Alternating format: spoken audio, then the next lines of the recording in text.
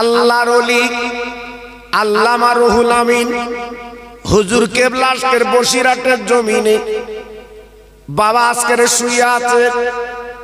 ও মুসলমান, আজকের আমরা ফুলবাড়ির মানুষ যত মানি চাই না মানি, আমার অন্য কম ভাইরা আজকের আমার বসিরহাট পীরকে সালাম দেয়, আজকে নমস্কার করে, আদব করে।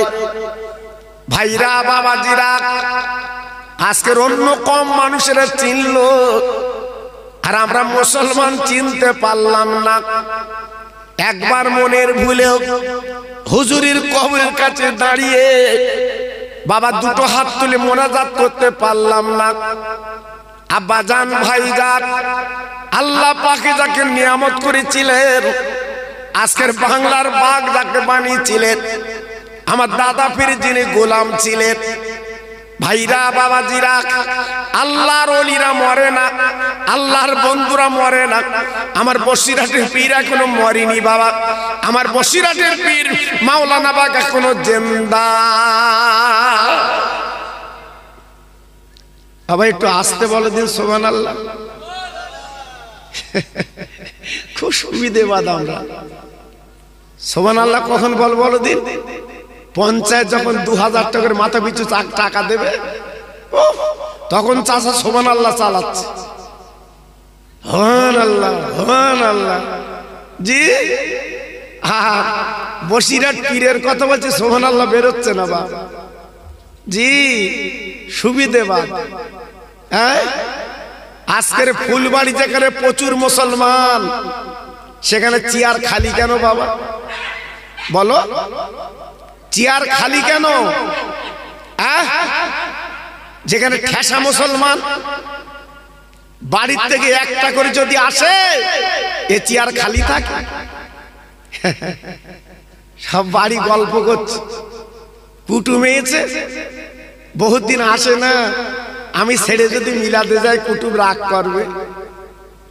জি আজকে যে মায়ের পেট থেকে আমরা এসেছি, সেই মা কবরে, মা রাগ করছে না। যে বাপ ডন্ডির হাট বাজারে নিয়ে আজকের ধার হাওলাত করে আমাদের আশা পুড়িয়েছে, খাবার খাইয়েছে, সেই বাপ ঠান্ডায় শুয়ে আছে কবরে, বাপ রাগ করবে না? ভাবলে কি করে? এজন্য বলছি বাবা, আমি খোকা ভাই তো সবসময় দিকে আসি না বাবা। আমার স্নেহের মিজানু বহুত দিন আগে আমার বলছে, হুজুর আমি একটা দাওয়াত আপনার জন্য নিয়েছি, একটু যেতে হবে। আমি বললাম ঠিক আছে, আল্লাহর হুকুম থাকলে হবে। জি এই ফুলবাড়ি আমি বহুত দিন আসিনি বাবা, এলাকা আমি বহু জলসা করেছি, বহু জলসা আল্লাহ আমার দ্বারা করিয়েছে। জি কিন্তু আমি এসে দেখছি মানুষের মনে যেন শান্তি নেই। আজকের চেয়ার গুলো খালি কেন বাবা? এ তো মধ্যরাত পর্যন্ত মাহফিল হবে, বেশি রাত তো হবে না, কিন্তু তাও আজকের আমরা আসতে চাচ্ছি না। ভাইরা বাবাজিরা, এই মাহফিলের কথা মনে হবে যেদিন তুমি আমি কাফনের কাপড় পরব, ওই দিন চোখের পানি পড়ে কাফনের কাপড়টা ভিজে যাবে। আফসোস করে বলবো, আয় আল্লাহ, তোমার আলেম ওলামারা ওই মাহফিলে তারা এসে আলোচনা করেছিল, আমি আজকের বেইবিল নিয়ে গল্প করেছিলাম, আমি মাহফিলে বসিনি। আল্লাহ পাক বলবেন, ও বান্দা, দাঁতের মর্যাদা বুঝলি না? এই পৃথিবীর মালিক আমি আল্লাহ, এই পৃথিবী তোকে পাঠালাম, আমার ইবাদত করি, বান্দেগি করবি। ওমা খলাকতুল জিন্না ওয়াল ইনসা ইল্লা লিয়াবুদুন। আল্লাহ পাক কোরআনে বললেন, ও বান্দা, তোরা আমার জিকির কর, তোরা আমার স্মরণ কর, কারণ আমি জিনকে পাঠিয়েছিলাম, তারা নাফরমান করার জন্য ধ্বংস করে দিয়েছি, তোদের বড় আদর করে পৃথিবীতে পাঠিয়েছি। তোরা আমার একবার আল্লাহ বলে ডাকলে আমি তোদের নাম 10 বার বান্দা বলে ডাকবে। কি দয়ার আল্লাহ আমরা পেয়েছি বাবা, কি মায়ের আল্লাহ পেয়েছি বাবা। একবার যদি আল্লাহ বলে ডাকি, আল্লাহ আমাদের নামটা 10 বার বান্দা বলে ডাকে। ভুলে গেছো বাবা? ভুলে গেছো? আজকে যারা কবরে গেছে কাফন পরে তারাও বুঝতে পারছে। আল্লাহ আমার একটু তুলে দাও, মিলাদে বসবো। আল্লাহ আমার তুলে দাও, মসজিদে যাবো। হ্যাঁ, কেন মসজিদে যাবে কেন? হ্যাঁ, বাজারে বসে বসে বসে বসে রাত 10টা 11টা বাড়ি যাবার কথা মনে নেই। তুরুপ মারতেছো, তুরুপ তুরুপ 19 20 বলতে ভাই আর এক পিঠ। হ্যাঁ, সব সমস্যার সমাধান হবে যেদিন কাফনের কাপড় তোমার গায়ে লাগবে। দেখেন হসপিটালে দুরকম মানুষ আছে। হসপিটালে কেউ হাসতেছে, কেউ কাঁদছে। বসিরহাট বদরতলায় যাননি বাবা? কথা বলেন না কেন? কেউ হাসতেছে, কেউ কাঁদতেছে। যদি বলো কেন? 3 মেয়ের পর ছেলে হয়েছে, সে হাসবে না কাঁদবে? পাকা রাস্তার খচি বলছে আনন্দে। 3 মেয়ের পর ছেলে হয়েছে জি। আর যার 3 মেয়ের পর এক ছেলে মারা গেছে সে খচি বলবে। এই জন্য বলছি একদিকে কান্না আর একদিকে হাসি।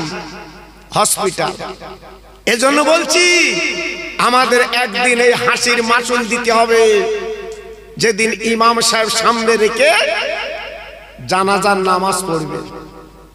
এর আগে আমাদের জ্ঞান ফিরবে না, জ্ঞান ফিরবে না জি।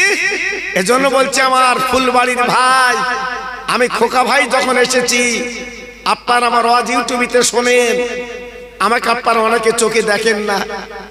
আমার আগের বক্তা আমার স্নেহের মফিজুল বলছিল না, ওরা তখন ছোট ছোট বাচ্চা, আমার ওয়াজ শুনতে যেত ওরা। আল্লাহ ওদের এখন বড় আলেম করেছে বাবা জি। আমি দোয়া করি ওদের জন্য, হিংসা করি না, আমি দোয়া করি ওদের জন্য। আল্লাহু আকবার জি। আজকে ভাবুন আমরা আছি কোথায় বাবা জি। এটা তাকবীর দেবো শোনায় কি? পেছনে ভাইরা কি বলেন? দেবো? আল্লাহ, আমার তো সাহস হচ্ছে না দিতে, কারণ চেয়ার খালি দেখে আমার মন খারাপ হচ্ছে বাবা জি। আজকে চেয়ার খালি থাকা তো কথা না। আমার নাম শুনে তো আপনারা ইউটিউব খুলে দেখেন, আপনাদের দোয়া আমি গর্ব করে বলছি না বাবা, এই কানে হাত দিয়ে বলছি বাবা, আমার নাম শুনলে বহু লোক আসে বাবা। কিন্তু আজকে দেখছি এরা বোধহয় আমার নাম শুনিনি, কাল সকালে শুনবে। ঠান্ডা ঠান্ডা কত লোক মরে গেছে শুনুনি জি, কত লোক মরে গেছে ঠান্ডা জি। যদি ফ্রি জমি দেয়, যদি ফ্রি জমি দেয়, এ ঠান্ডা লাগবে? এই কথা বলে না কেন? ফ্রি জমি দেবে ওই রাস্তার ধারে, ঠান্ডা লাগবে? তখন বলবে রাস্তার ধার হ্যাঁ জি। আর আল্লাহ বলছে তোরা মিলাদে বস, আমি তোদের বেহেশত দেবো। জোরে বলবো, চিল্লে বলে আর জোরে বলে। তাহলে আল্লাহর কথা ভুলে আজকে দুনিয়ার লালসায় ঘুরছি বাবা, কি হবে? একটু তাকবীর দাও জোরে, নারায়ে তাকবীর। খুব জোরে হয়ে গেছে বাবা। আমার মনে আছে খিচুড়ির প্যাকেট দেখছ, নারায়ে তাকবীর, নারায়ে তাকবীর, নারায়ে তাকবীর। সিলসিলা হক ফুরফুরা শরীফ, সিলসিলা হক ফুরফুরা শরীফ, নারায়ে তাকবীর। একটু মোহাম্মদের সঙ্গে কলেমা পড়েন জোরে জোরে, লা ইলাহা। খুব ভালো হচ্ছে, একটু জোর করো, লা ইলাহা ইল্লাল্লাহ, লা ইলাহা। খুব সুন্দর হচ্ছে।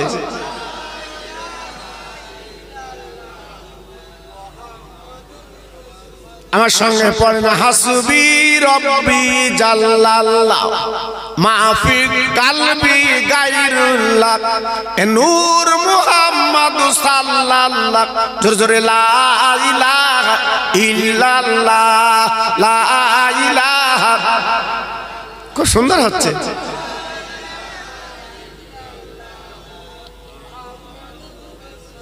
প্রাণ খুলে বলেন আল্লাহুম্মা সাল্লি আলা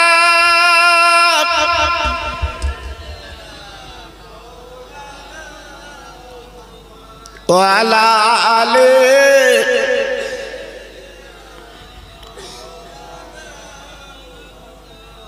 ওই দেখা যায় মদিনা কবে যাব জানি না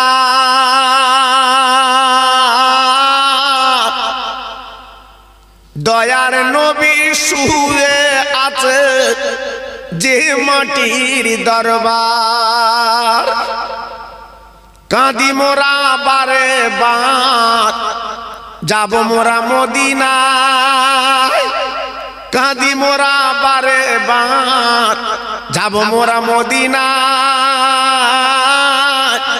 আমার সালাম পৌঁছে দেব আমার নবীজি রওজায় জোর জোরে আল্লাহুম্মা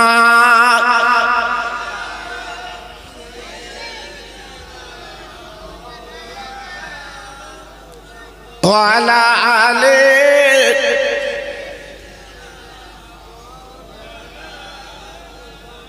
আমার ভাইরা বাবাজিরা আমার মা বোনেরা বেটিরা আমার সোনার চাঁদেরা এই বসিরহাট পীরের দরবারে যারা আল্লামা রুহুল আমিন হুজুর কেবলার মজার রওজা দেখেছে ওখান থেকে একটু দূরে গেলে আর একটা মজা দেখতে পাবেন জানার নাম শাহ আলী রহমাতুল্লাহ আলাইহি নাম শুনেছেন আরে কথা বলেন না কেন জোরে বলেন শুনেছেন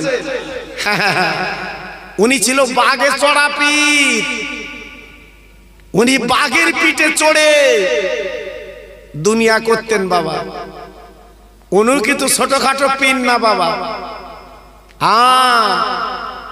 এই বসিরহাট এলাকাটা জঙ্গল ছিল বন জি বসিরহাট এলাকা ছিল বাঘের জায়গা বাবা আপনারা নিশ্চয়ই বাপ চাচার মুখে শুনেছেন বসিরহাট জঙ্গল ছিল শাহ আলী রহমাতুল্লাহ আলাইহি উনি জঙ্গলে যে কাঠ কেটে বাঘের পিঠে দিয়ে উনি চলে আসছে জোরে বলুন চিল্লে বলে আচ্ছা পীর যদি হয় বউ মানে আমার কথা বুঝতে পারেননি পীরের বউ মানে খুব কম জি শাহ আলী হুজুরের বাড়ি গেছে একদল ভক্ত যে বলছে হুজুর আমাদের মাগো আমাদের পীর কই আমাদের পীর কই শাহ আলী রহমাতুল্লাহ বিবি বলছে তোদের পীর কোথায় তোরা দেখে নিয়ে যা আমি দেখবো কি করে মুরিদেরা ভয় করলো চিন্তা করলো আমাদের এত বড় আল্লাহর ওলি শাহ আলী রহমাতুল্লাহ আলাইহি আজকে তেনার বিবি কি বলছে এ ভাষাটা কেমন ইনি তো অর্ধাঙ্গিনী জীবন সঙ্গিনী না না না না না না না না না আল্লাহর ওলি আল্লাহর বন্ধুর কথা মন বলবে কেন একটু দূরে যেয়ে দেখে হুজুর আমার বাঘের পিঠে আপনার মানে কাঠের বোঝা দিয়ে আল্লাহর ওলি বাঘের পিঠে চড়ে চলে আসছে বাঘ দেখলে ভয় লাগে না বাবা হ্যাঁ সবাই চিন্তা করছে ওই তো আল্লাহর ওলি বাঘের পিঠে চড়ে আসছে সবাই পালিয়ে যাচ্ছে হুজুর আমার ডেকে বললো বাবারা খবরদার তোরা পালাবে না বাঘ তোমাদের খাবে না ক্ষতি করবে না আমি গ্যারান্টি দিয়ে বলে দিলাম মুরিদরা সব দাঁড়িয়ে আছে হুজুর আমার বাঘের পিঠ থেকে নেবে মুরিদদের বলছে বাবা মুরিদ তোমরা পালাচ্ছিলে কেন বলে হুজুর আজকের আপনার বাঘ দেখলাম আমাদের তো ক্ষতি করবে আমাদের খেয়ে ফেলবে দেখে বলছে হুজুর আপনি বাঘের পিঠে চড়ে আপনি চলে এসছে কিন্তু আপনার বাড়ির বিবি এমন কথা বলে কেন হুজুর আমার বলেছিলেন ও মুরিদ ভক্তরা আজকে তোমরা আমার চেনো বাঘ আমার চেনে কিন্তু বিবি আমার চেনে না কিছু কিছু ভক্ত বলছে হুজুর ওরাম বৌরি তো ছেড়ে দিলি ভালো হয় রাখার কি দরকার যে পীর মানে না হুজুর আমার বলছে বাবা আমি কেন ছাড়ি নে জানো আমি ছেড়ে দিলি তো অন্য জায়গায় গিয়ে জ্বালাবে তা আমার কাছে থাক জি আমার কাছে থাক জ্বলি তো আমি জ্বলি জি, এই ধৈর্য সবর আল্লাহ দিয়েছিলেন হুজুরকে। তাই এমন আল্লাহর ওলি বসিরহাটে শুয়ে আছে, ওনার পাশে একটা বাঘের কবর। চিল্লে জোরে বলুন সুবহানাল্লাহ। একটু চিল্লে বলা গেল না, আর জোরে বলা গেল না? বসিরহাটে বাঘের কবর আছে না নেই? হ্যাঁ, আল্লাহর ওলির পাশে বাঘের কবর। আপনারা ফুলবাড়ির লোক দেখতে যান কি জানি না, মালদা, বীরভূম, কুচবিহার, জি, আপনার ভারতের বহু দূর দূরান্ত থেকে এই বাঘের কবরটা তারা জিয়ারত করতে আসে। জোরে বলুন, আর একটু চিল্লে বলুন। আমার বক্তব্যটা না, আমার বক্তব্য হচ্ছে এইটা, জীবন তৈরি করলে, জীবন গড়লে বাঘ পর্যন্ত তোমার আমার তাবেদার হয়।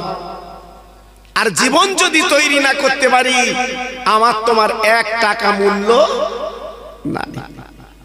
আজকের বসিরহাট পীরের মজার জিয়ারত করছে কেন এত মানুষ?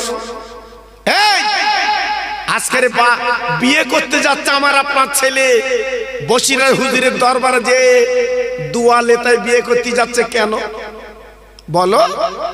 হ্যাঁ, বাড়ি তো দাদার কবর, দাদির কবর, নানার কবর, নানির কবর, কই সেখানে তো জিয়ারত করে না, ওখানে যাচ্ছে কেন?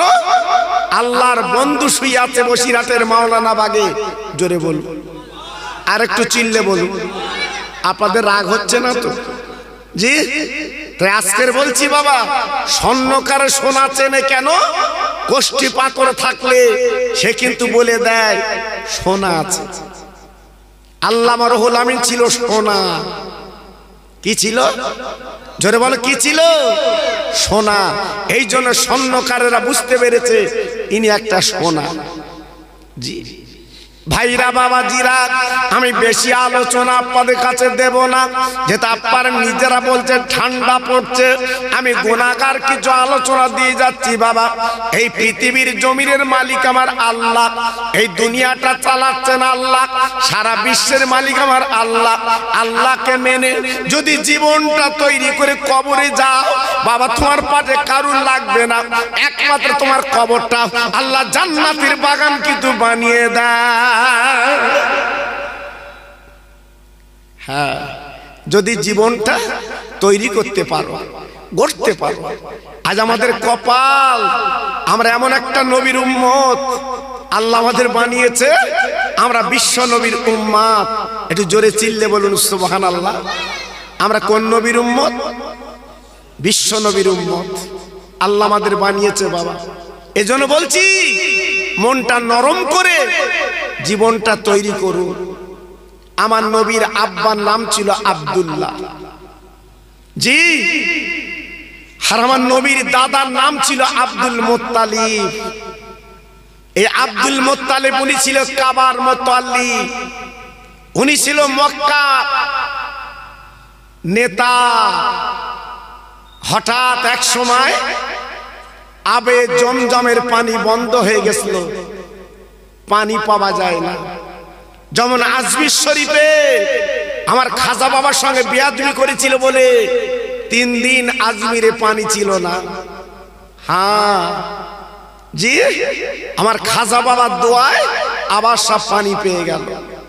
জি,